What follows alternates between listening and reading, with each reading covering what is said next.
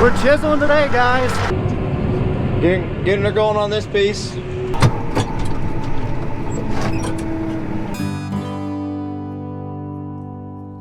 Hey everyone, Happy New Year. My resolution is to get caught up on videos. This video is from December 10th, so I hope you guys have a Happy New Year. And be sure to reach down to the comments. It's January 1st. That means my dad promotion is official. So wish him best wishes on his new job down below in the comments. If you guys don't know what I'm talking about, click this card right here. You'll find out. It's pretty exciting. Well, guys, good morning, good afternoon, and good evening to all. Welcome to Hartung Family Farms. And look at this unit. A Case IH 9150 with a nice deep ripper on the back of it. So yeah, our neighbor's ripping his cornfield that he got a lot of stalks off of. We are actually in the midst of chiseling a lot and getting manure hauled, and I still see corn sitting over there. So that's not good. I'm hoping we get to do some chopping today, but I'm up here a little later, 2:30. I worked a full day and then came up here. It looks like we had the Steiger 400 hooked onto the dump trailer. So that's pretty neat. And Nathan is just coming back from Bellevue. He has everything chiseled from this farm up north. He's not back yet. He's got to stop and fill up the fuel. Then he's got to head down south. We have like 500 acres. Not quite 500 acres. Probably 300 acres to chisel up. And, oh, hey, Curtis is here. We already started ripping out the back pit. We have a lot going on, and I haven't been here in like a week. So let's get caught up. Looks like Curtis has the chisel out. I see Curtis is here. We're going to start chiseling. We got about 100, well, probably 60 acres to do down at Pat's place. Take a look at these chisel points too. Smoothed over. But you know, we're chiseling today, guys.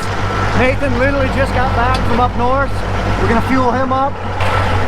Curtis is heading down to his place. He's gonna chisel his place. Nathan's actually going up and getting his lunch right now. So Curtis is gonna be running the 18-foot Will Rich or Glencoe chisel on the Case IH Magnum 340. That's what he's running. And then Nathan's running the Cat MT865B on the Will Rich 655 DCR, 657 I should say. So let's fuel this thing up. Nathan was saying that this was cracked. This was starting to crack right at the welds here, so they put on this big thick doubler plate of 1/4 inch or yeah, at least 1/4 inch or 3/8 inch thick steel and welded it to there. That's the beauty of tillage equipment. Something breaks or a weld cracks, let's put more steel on it. All right, so I'm not sure where Pat's at, but I know Curtis and Nathan are gonna be chiseling here soon. Curtis probably already is, Nathan's still fueling up. I am actually just gonna go ahead and start moving bales because we still have a bunch of corn stalk bales that are out in the fields right now, so I'm gonna start moving them to their final spots before we use them this winter and spring and summer. Look at that beast. She's a unit. Nathan's changing out a shovel on his chisel and he's gonna head south. I'll hit him fill you in on this, his surprise. Alrighty, Nathan is just about ready to head off. He's heading down south. He's actually got a surprise to tell you guys. I am gonna go ahead and, well, I was gonna go get a load of bales. I see Pat actually just got back. They brought the lift down that was up at the up at Butch's there when we were working on the shed. They brought that lift down because I believe he had a low boy sitting here. Well, it's gonna take him a little bit to mess with that, so I'm still gonna go ahead and move bales. So you can kind of see we've moved a lot of bales away from here. This used to be just all littered with bales. So we just kind of made our way back. There's probably 4 or 5 loads left out there. We fit about 7 per load. You can realistically load this 6-pack up to 10 bales and then 1 in the front, but we don't really like to do that because this thing's getting old and we got some pretty bad tires on there. Like I said, I had to air up one. It was down to like almost off the bead. So we're just gonna take our time. Getting her going on this piece. Just on the west side of our house here. Curtis here today. Working up pretty nice. Ground's, you know, nice and, I mean, not dry, but, you know, good enough to go. No mud on the tires sticking at all. Just put out some manure on the field. I don't know if you can see that or not, but he's over there right now. Actually loading up the last few loads to bring out on this field before I get all the way down to them bales. Well, they're supposed to be turning here tonight into tomorrow or something like that. So, gotta get her done and before all this weather comes. I know Nathan's gonna head south and go south and do his pieces down there, longs and stuff like that. So What to see? So I haven't shown you guys this in a while because I haven't done this in a while, but basically we just have our 3-point bale hitch on the back. It's just got a gooseneck receiver right there, and all we do to pick this thing up and set it down, just lower the 3-point hitch. So you can kind of see I'm going to set it down. There we go. Now I drive away, now I load it up. So I'll load this thing, I'll load the two in the middle. Running a loader with one hand is hard. See what I do for YouTube? Like I said, I'll load the middle. The middle, that just basically puts weight on both the tongue and on the tires. Then I'll load the front. Load the front and then load the back. If you load the back first, you don't have enough weight on the tongue, you'll tip backwards.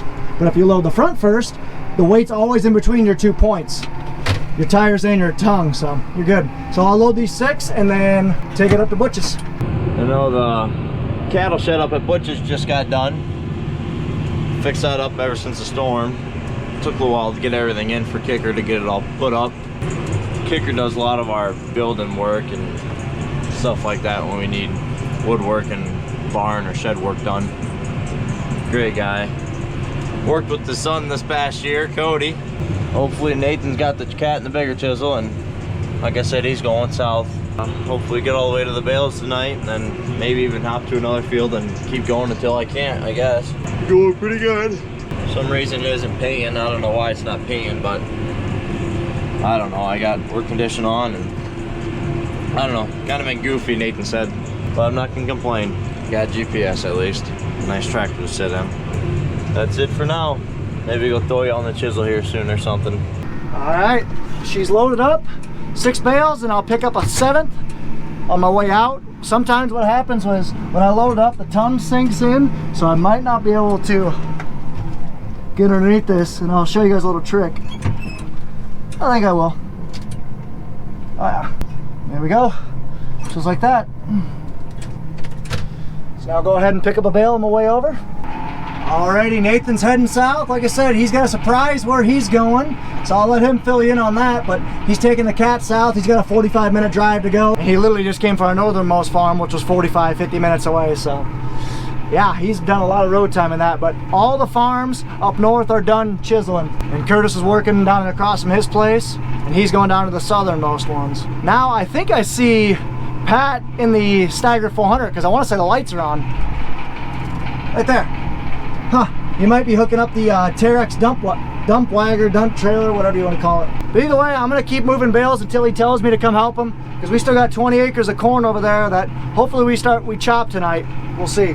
Time will tell. But it'd be nice if I can get this field cleared full of bales. Yep, Pat's hooking up the Steiger 400 to that Terex dump wagon.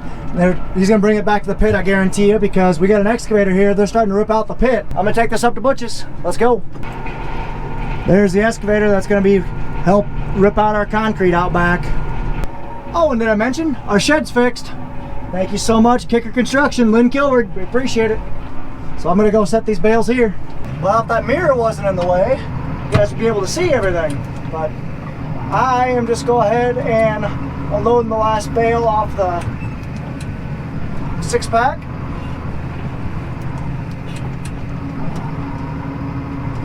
I'm going to go back and do it again. I actually probably stop and talk to Pat.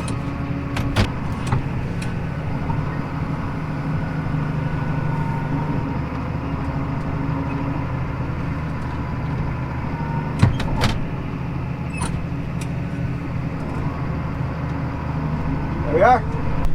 Now I'm hooking this thing up. There we go. Sweet. I'll take the 6-pack back, swing in, talk to Pat, see if he needs anything. If not, I'm going to go ahead and haul out those bales. Hopefully get the rest of that field done. We'll see. There's that awesome 9150 Case International 4-wheel drive. Just ripping up the ground. Sweet. Old horsepower there. There goes our Steiger 400. And the big Terex dump bed, dump box, dump truck, whatever you want to call it. So he's taking it out back. Like I said, they're ripping up the concrete in the back pit. For those of you guys who don't know, where we stick our feed normally is just two concrete bunkers. and they've been there for almost 40 years, I believe. We have a lot of natural springs in our area, so with that, there's a lot of water flowing. And when you got all that water flowing, especially in the winter, when water freezes and thaws, it expands and contracts, and that is just not good on concrete. We're getting that replaced, but I'm gonna keep moving bales, is what I'm gonna do. You can see over there, Brian's getting the last load of manure out of the yard. Getting our spread on before I get over there and chisel it all up. Got some manure sticking the tires down, but hey, it isn't mud, it's just manure, so she's not too bad yet. 6% slip, that's not bad. Able to go, oh, just right over 6 miles an hour. Good speed to go. Otherwise, we're moving right along.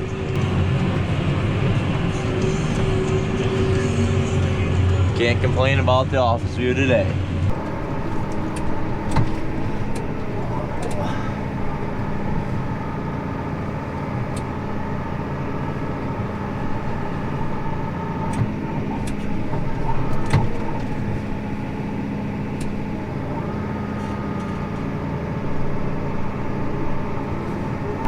Go ahead and get the last two over here. That'll make 7. I'm actually going to take this one down to Pat's place because they're hauling manure down there. We actually want to bed cattle down there too. So, and Butch's is not, it's not full yet. It can handle this load, but it's got plenty of bales up there so far.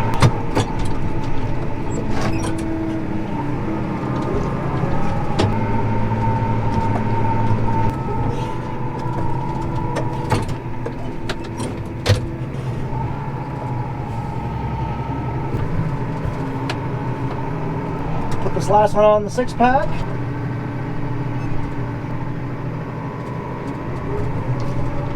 So now I'll hook onto this front bale.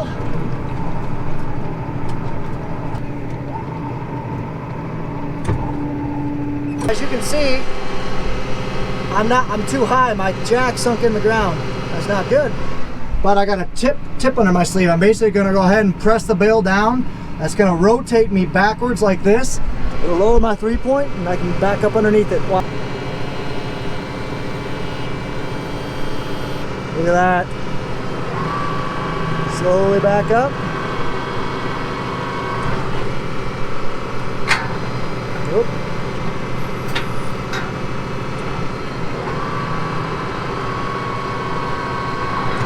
There we go.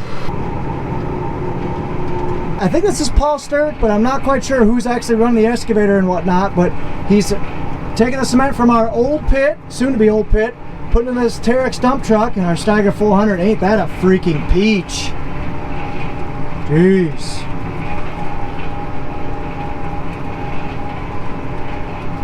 Wow, that's a load in there. Look at that cement. And he's taking that actually over to Deep Creek because we actually have a creek over there that's making some pretty steep turns, and it's just wearing away and away into the creek bed, into the bank. Especially, there's one big turn that I'm thinking of right now. I'll show you guys here this winter at some point, but it's really eroding into the bank, so we're putting cement there just to kind of firm it in place.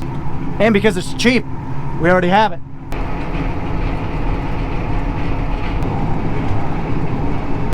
Well, here's the field that Curtis is working on. He's already got a good amount done. I mean, he's been working here for about an hour and a half, 2 hours or so. He's got a good chunk done, probably 20 passes. And Brian's hauling manure. All right, here we are down at Pat's place right now. This is the field that Curtis, Nathan, and I all partake in ripping this. So Pat wanted me to come down here because we were going to scrape up the barn and then actually haul manure here as well and bed cattle.